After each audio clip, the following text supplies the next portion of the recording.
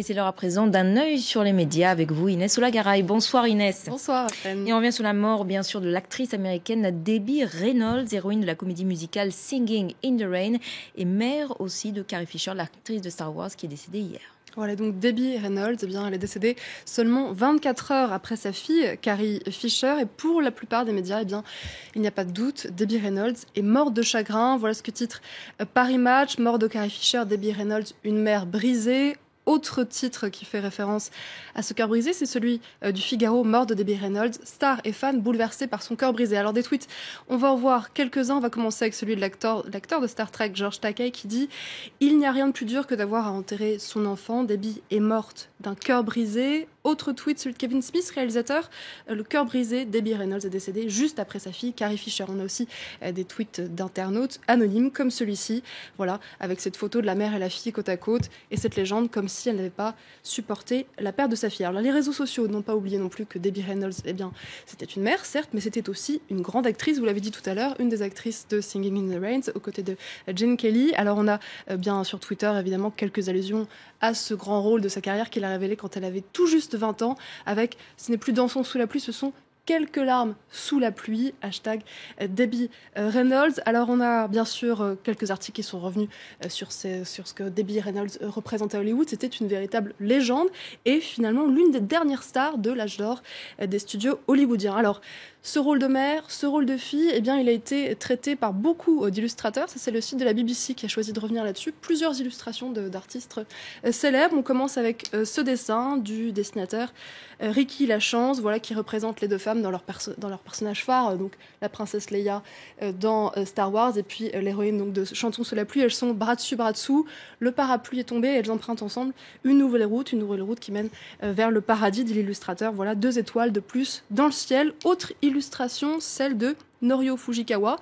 Les mêmes personnages représentés de dos, on les reconnaît bien avec leur coiffure très significative. Le parapluie, cette fois-ci, est noir en signe de deuil. Voilà. Alors, le Huffington Post, lui, a choisi de se focaliser sur une photo qui a été énormément partagée sur Twitter. Alors, contrairement à ce qu'on pourrait croire, ce n'est pas celle-ci, l'image qui a ému la toile. En fait, c'est celle-là, voilà, c'est donc la petite Carrie Fisher. Elle a à peine 6 ans, sa mère est sur scène dans un hôtel de Las Vegas, on la voit les bras tendus vers la foule. Et bien cette image, elle a été retweetée plus de 20 000 fois et vous voyez, plusieurs internautes se sont permis de la commenter comme celui-ci, voilà, jamais sans ma fille, Carrie Fisher regardant sa mère sur scène à l'hôtel Riviera, c'est en 1963 et l'histoire de cette photo, on nous l'a expliqué, c'est l'auteur de la photo qui nous l'a expliqué. Voilà, c'est sur le site people.com. L'auteur, c'est Lawrence Schiller. Il raconte donc que la mère et la fille étaient inséparables, que pour la nounou, d'ailleurs, c'était un travail très difficile parce qu'elle ne pouvait pas garder la petite trop loin de la scène. Donc voilà, la petite passait en fait l'intégralité du spectacle collée au rideau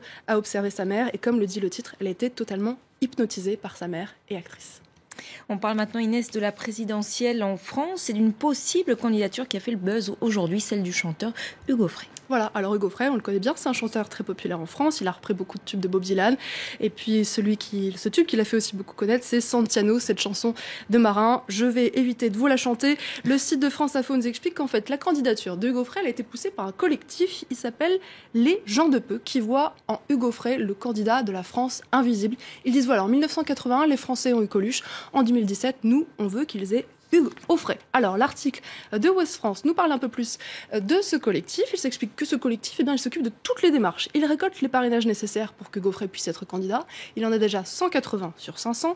Ce sont des maires qui viennent de communes d'Île-de-France, de la région lyonnaise, de Bretagne, de Gironde, de Dordogne et du Languedoc-Roussillon. Côté programme, Hugo Frey, lui, s'est autoproclamé candidat bio. Pourquoi ? Pour son amour des bonnes choses et de la nature. On sait qu'il est opposé au projet d'aéroport Notre-Dame-des-Landes et qu'il veut lutter contre le mépris des élites. Alors sur Twitter, on s'est déjà imaginé Hugo Frey président.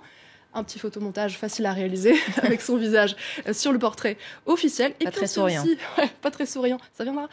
On s'est aussi imaginé la tête des partisans, des militants pour Hugo Frey. Et là, bien sûr, référence à la fameuse chanson Santiano, une bande de marins, une bande de pirates sur un fameux 3 mâts, comme disait la chanson.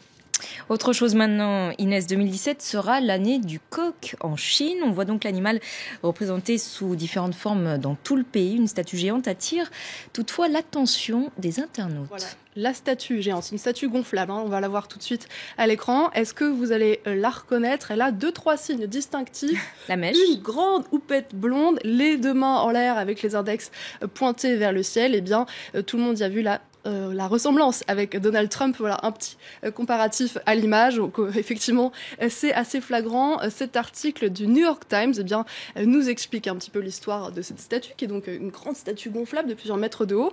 Celui qui l'a réalisé, c'est un artiste américain qui est basé à Seattle. Il s'appelle Casey Lattiolé. Il explique que quand on lui a fait la commande, personne ne lui a demandé effectivement que ça ressemble à Donald Trump. Il n'a pas vraiment expliqué, lui, pourquoi il lui avait choisi de donner ces traits, mais on peut imaginer bien qu'il n'y ait pas tout à fait de hasard, puisque ce même artiste est à l'origine d'une autre œuvre. C'est Donald Trump en Monsieur Patate, une image qu'on a vue circuler il y a déjà plusieurs mois. Voilà, donc peu de chance que ce soit un hasard. Merci beaucoup Inès, c'était un œil sur les médias.